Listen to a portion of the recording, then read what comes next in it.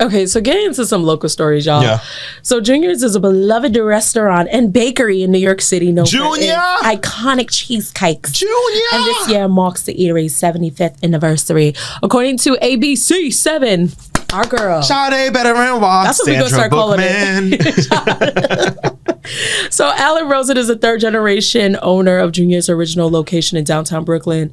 He says, so when I was 4 and 5 years old, if I wanted to see my dad, I had to come to Brooklyn. He worked 7 days a week. Rosen said, I mean, this is where I literally grew up. So after graduating college, Rosen came to work for his father, uncle, and brother. After 75 years, the restaurant and bakery is still going strong, while Junior's has expanded over the years. Rosen says his family never forgets where they started. Our roots in Brooklyn will never go away because we were literally born here. This is where we started on election day in 1950. So this is just a part of our history. We were so appreciative of the fact that people still consider us iconic and part of the fabric of New York, which we really do. We were especially Brooklyn. We were out for Devon's birthday, and I made it to Act 3 of his day. And towards the end, I was like, we're getting cheesecake. And so I grabbed the cheesecake. I think he actually grabbed something else because he doesn't like cheesecake. No, he got like I think a cupcake or something. Yeah. Something. And what did you grab? Actually, no, I'm lying. I got a cupcake because I wanted the 7-layer chocolate cake. Okay, yeah. And they only had the cupcakes. I mean, everybody knows not to eat at Junior's, but we love the cheesecake. Oh, wait. So the recipe includes... what you mean. Right? What do you mean not to eat at Junior's? Do you mean like every day? You mean like in the restaurant? In the restaurant. Why not? Like it's not somewhere you go to for dinner. It's where you go for dessert. Some would argue you. Let's fight. Asha has told me that she loves to sit in Junior's. Really? Now, my first time sitting in Junior's was like... She liked the architecture. She's trying to go back.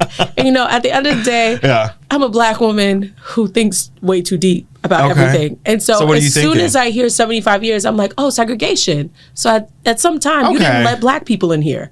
You know what I mean? Okay. I mean, but it's Brooklyn in the 1950s. Junior Cheesecake started in Brooklyn in 1950 when Henry Rosen opened up a diner, later focusing on cheesecake after collaborating with the baker Eagle Peterson.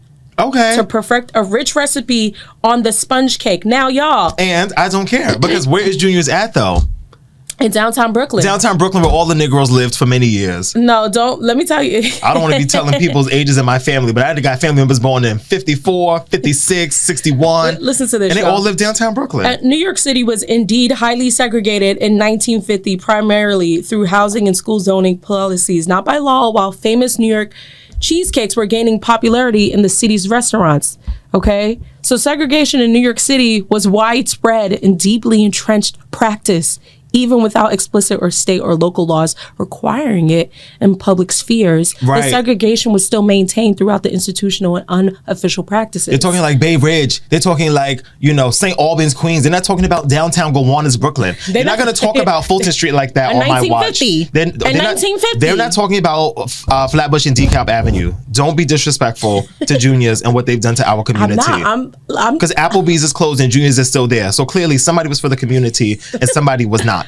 Listen, I don't like your tone. I love Junior's cheesecake. Well, act like it's literally my favorite cheesecake. That's why I'm telling this story. You're not acting like. But I also am not blind to the fact that if we are celebrating anything in America for 75 years ago, they was not accepting us in those rooms.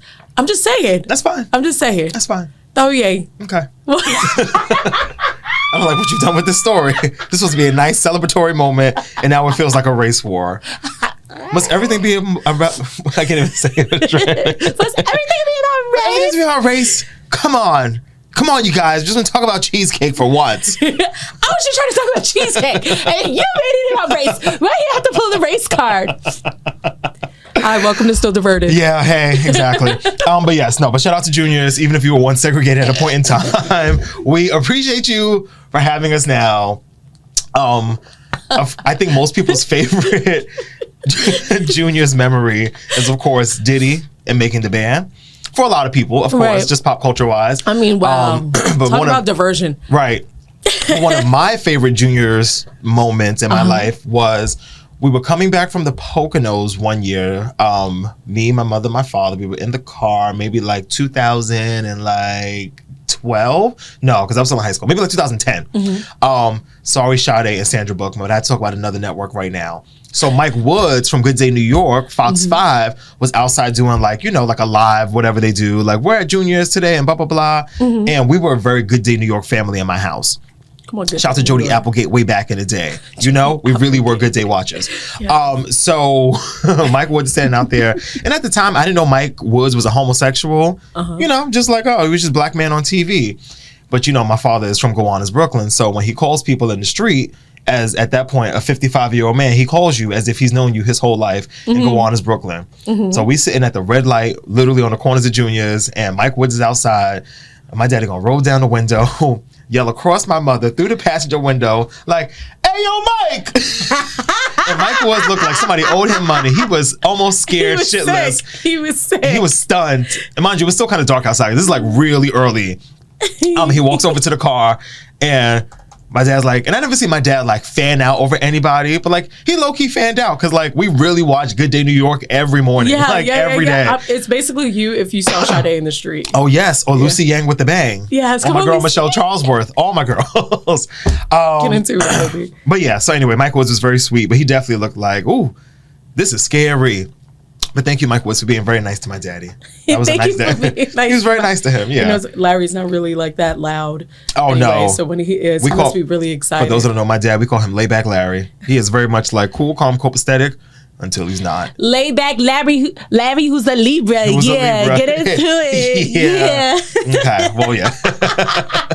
Did we talk about how I told about the hospital? I think we did. Okay.